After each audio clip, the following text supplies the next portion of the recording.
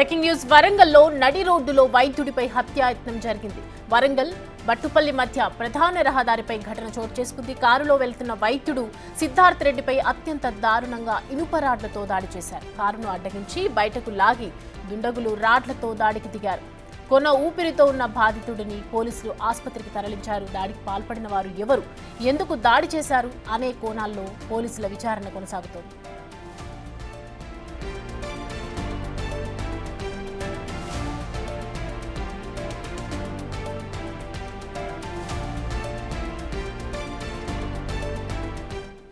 దీనికి సంబంధించి పూర్తి డీటెయిల్స్ మా ప్రతినిధి వేణు అందిస్తారు. వేణు, దుండగులు ఎవరు, అసలు దాడి ఎందుకు జరిగింది, ప్రజెంట్ ఆయన సిచ్యువేషన్ ఏ విధంగా ఉంది బాధితుడిది?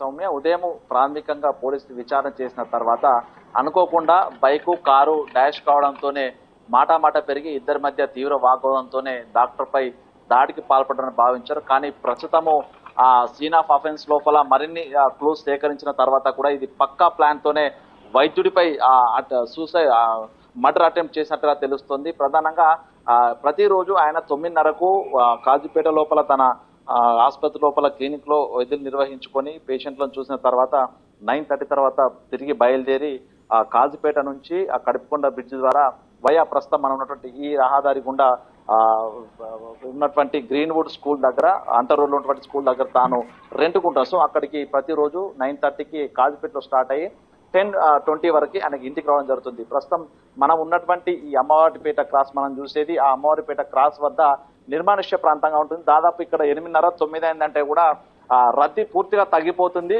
అడపా వాహనాలు తప్ప ఇక్కడికి ఎక్కువ వాహనాలు వచ్చే పరిస్థితి. సో ఈ ప్రాంతాన్నే దుండగులు ఎంచుకున్నట్లుగా కూడా అనుమానాలు బలపడుతూ ఉన్నాయి. ప్రస్తుతం మనం ఒకసారి ఆ వైద్యుని కారు కూడా పరిశీలిస్తే ఇది కంప్లీట్ గా తను కారులో వస్తున్నప్పుడు కావాలనే ఆ దుండగులు అడ్డగించి తన కారును ఆపాలంటూ కూడా పదనైన ఇనుపరాడుతోని ఆ కారుపై దాడి చేశారు. సో ఒకసారి మనము దానికి సంబంధించినటువంటి ఆ మార్క్స్ కూడా మన కారు మీద చూడవచ్చు. ప్రస్తుతం మనం చూసిన ఈ మార్క్ కూడా ఒక ఐరన్ రాడ్తోనే ఇక్కడ మొదటగా కొట్టడం జరిగింది. తన కారు ఆపాలంటూ కూడా దుండగులు తనతో కోపంగా వచ్చి దీనిపై దాడి చేశారు. అంటే కావాలనే వాళ్ళు తనని అడ్డగించాలనేటువంటి నెపంతోనే దాడి చేశారు. ఆ తర్వాత తన కారు ఆపకుండా వెళ్తున్న క్రమం లోపల తిరిగి మళ్ళీ తనకు సంబంధించి కారుకు లెఫ్ట్ సైడ్ ఉన్నటువంటి ఇండికేటర్ పై మరొకసారి దాడి చేసి ఇండికేటర్ను కూడా పగలగొట్టారు. దీంతోనే అసలు ఎవరు వీళ్ళు అనేటువంటి తెలుసుకోవడానికే ఆ డాక్టర్ సుమంత్ రెడ్డి కారును ఆపినట్లుగా తెలుస్తుంది. కారు ఇంజన్ ఇంకా ఆన్లోనే ఉండగానే తను బ్రేక్ వేయగానే తనను డోర్ లాగి బయటికి తీసుకొచ్చి మరి ఆయన పదునైన రాడ్తోని తన తల వెనుక భాగంపై దాడి చేశారు. ఆ తర్వాత రోడ్డు పైన డామర్ ఈ యొక్క తార్ రోడ్డు పైన తన తలను బలంగా రోడ్డు కేసు కొట్టడంతో పూర్తిగా తల వెనుక భాగం చిట్లిపోయి అక్కడిక్కడ కోమాలకు వెళ్లారు. తీవ్ర రక్తస్రావం ఉండదు. అక్కడ స్థానికంగా ప్రస్తుతం మనం ఉన్నటువంటి చూసినటువంటి ఈ సీన్ ఇక్కడ ఇదే ప్రాంతం వద్ద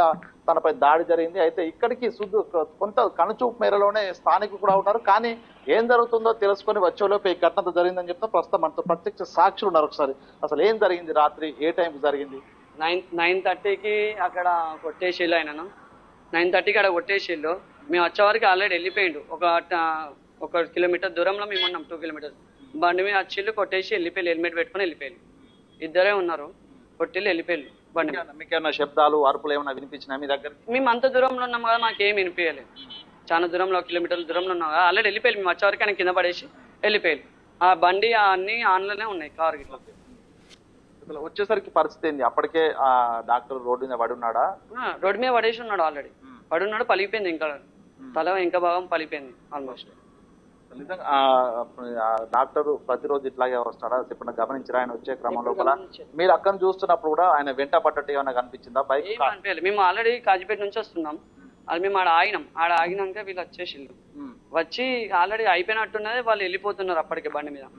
ఇద్దరు వచ్చేసి వెళ్ళిపోయింది. ఎంబడి చీకట్లో ఏమైనా గమనించరా? బండి నెంబర్ కానీ లేకపోతే వాళ్ళ చేతులు ఏమైనా ఆయుధం ఏమైనా గమనించారా? ఏం అవపడలేదు. మేము కిలోమీటర్ దూరం ఉన్నాం కాబట్టి ఆల్రెడీ కింద పడిపోయాను, వెళ్ళిపోయారు వాళ్ళు. అప్పటికి హెల్మెట్ పెట్టుకునే ఉన్నారు ఇద్దరు. గతం లోపల ఏదన్నా ఇటు సైడ్ అగంతకులు కానీ కొత్త వ్యక్తులు కానీ వాహనాలు వచ్చి ఉండేది ఎప్పుడైనా గమనిస్తారా? మేము రోజు ఇట్లకి వెళ్తున్నాం కాబట్టి అట్లాంటి ఏముండవు. ఎందుకంటే రెగ్యులర్ ఈ లోకల్ వాళ్ళు, ఇక్కడ నివాసి వాళ్ళు ఉంటారు ఎక్కువ శాతం. పోలీసులకు ఎవరు సమాచారం ఇచ్చారు? ఇక్కడ ఉన్న నివాసి వాళ్ళు సమాచారం ఇచ్చారు. వాళ్ళు వచ్చిళ్ళు, అంబులెన్స్ కూడా వచ్చింది. అప్పటి వరకు మేము వచ్చే వరకు అంబులెన్స్ వచ్చింది, మేము వెళ్ళిపోయినాం. కారును ఆపిన తర్వాత ఆ కారులో నుంచి ఏమైనా శబ్దాలు, కారు పై ఏమైనా దాడి చేసిన శబ్దాలు కానీ ఐరన్ కాబట్టి ఆయన గుద్దేసిండు, కారుతో గుద్దే వాళ్ళు ఆయన ఆగిపోయిండు అప్పటికి. చేసుకొని పోయినట్టున్నారు అంతే. ఇంకా అంతే చెప్పైతే ఏం అవ్వలే మాకు. వచ్చేవరకు ఆయన కింద పడేసి వెళ్ళిపోయింది. మేము వచ్చేవారు ఎన్ని బైకులు వచ్చినాయి? ఒకటే మంది, ఇద్దరు వచ్చిళ్ళు. మేము అక్కడి నుంచి వచ్చేవరకు ఆల్రెడీ ఇద్దరు వెళ్ళిపోతున్నాం హెల్మెట్ పెట్టుకుని. గుర్తుపట్టలేదు. గుర్తుపట్టలేదు. ఇది మొత్తం ప్రత్యక్ష సాక్షులు చెప్తున్న వివరాలను బట్టి చూస్తే బైక్ పై వచ్చిన ఇద్దరు ఆగంతకులే ఈ దాడికి పాల్పడ్డారు. అయితే ప్రస్తుతం మనం ఒకసారి చూస్తే ఈ దాడి గుండా కూడా పూర్తిగా రాత్రి 8:30, 9 గంటల ప్రాంతం నుంచి కంప్లీట్ గా నిర్మానుష్యంగా ఉంటుంది. ఓన్లీ పూర్తిగా లోడ్ తో వెళ్ళేటువంటి లారీలు కూడా 11 గంటల తర్వాత ఇక్కడ నుంచి వేరే జిల్లా, అంతర్ జిల్లాకు సంబంధించిన, అంతర్రాష్ట్ర సంబంధించిన లారీ లోడ్ వెహికల్స్ వెళ్తాయి. సో అప్పటి వరకు ఇటు చిన్న వాహనాలు అసలు రావు. ఇదంతా ఒక బైపాస్ రోడ్డుగానే యూజ్ చేస్తున్న పరిస్థితి ఉంటుంది. కాబట్టి ఇదే చోటును సుమంత్ రెడ్డిపై అటాక్ చేయడానికి ఆగంతకులు ఎంచుకున్నట్టుగా తెలుస్తుంది. అయితే అసలు వాళ్ళు ఎవరు దాడి చేశారు, ఎందుకు చేశారు అనే కారణాలపై ఇంకా స్పష్టత రాలేదు. దీంతో ఒక సస్పెన్స్ కొనసాగుతుంది. సుమంత్ రెడ్డి తన వృత్తిరీత్యా ఎవరితోనూ గొడవలు పడే వ్యక్తి కాదు. తన చాలా మృదు స్వభావి. అదేవిధంగా తనకు ఆస్తులకు సంబంధించి కూడా ఎటువంటి గొడవలు లేవనే విషయాన్ని కూడా తనకు సంబంధించినటువంటి మిత్రులు చెప్తున్నారు. ప్రస్తుతం మనం ఒకసారి చూడొచ్చు రక్త పడుగులు ఎక్కడైతే సుమంత్ రెడ్డిని ఆ రోడ్డుపై ఈడ్చుకుంటూ వెళ్లి కొట్టిన ఇవన్నీ మార్క్స్ కూడా దాదాపుగా 30 మీటర్ల పొడవుతా తనపై దాడి చేసిన తర్వాత తన తలను కూడా కంప్లీట్ గా రోడ్డుపై లిగ్గుకుంటూ వెళ్ళిన పరిస్థితి. చివరగా తను చనిపోలేదని నిశ్చయించుకున్న తర్వాతనే తిరిగి మళ్ళీ ఇదే రోడ్డుపై బలంగా ఆయన ఈ రోడ్డుపై తనను కొట్టారు. సో ఇక్కడ కొట్టిన తర్వాత తనకు సంబంధించి ఎంట్రికలు, తలకు సంబంధించిన వెంట్రుకలు, అదే విధంగా తాను పగిలిన తర్వాత పుర్రెతో పాటు కొంత చర్మము పరకలు కూడా కంప్లీట్ గా రోడ్డుపై అతుక్కున్నాయి. సో క్లూస్ టీమ్స్ అంతా కూడా ఈ వివరాలు అయితే సేకరించారు. కానీ ఇక్కడ సస్పెన్స్ ప్రధానంగా ఈ రహదారి అవుట్స్కట్స్ కావడంతో సీసీ కెమెరాలు కూడా అందుబాటులో ఉన్న సీసీ కెమెరాలు కూడా పనిచేయకపోవడంతో పోలీసులకు అయితే ఇది ఒక పెను సవాల్గా మారింది. సో ప్రధానంగా దీనికి సంబంధించి ప్రత్యేకంగా 4 టీంలు ఏర్పాటు చేశారు.